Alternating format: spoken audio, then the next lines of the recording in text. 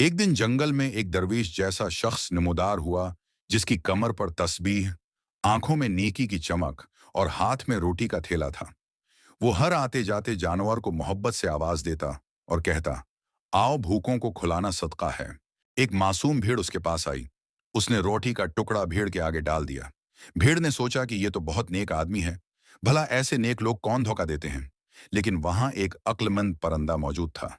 इसने खबरदार किया, भेड़, एहतियात करो। हर नेकी करने वाला जरूरी नहीं कि नेक ही हो। कभी कभी भेड़िया भी दरवीश का लिबास पहन लेता है। भेड़ ने परिंदे की बात को मजाक समझकर नजरअंदाज कर दिया और रोटी खाने में मसरूफ हो गई।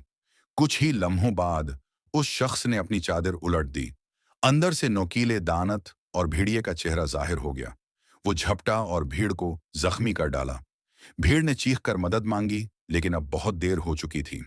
परंदा उड़ता हुआ आया और जख्मी भीड़ के करीब बैठकर कहा, दरवीश का लिबास पहने हुए भीड़े से बचने के लिए आंखें ही नहीं, अक्ल भी खुली रखनी चाहिए, क्योंकि धोखा अक्सर नेकी के पर्दे में छिपा होता है।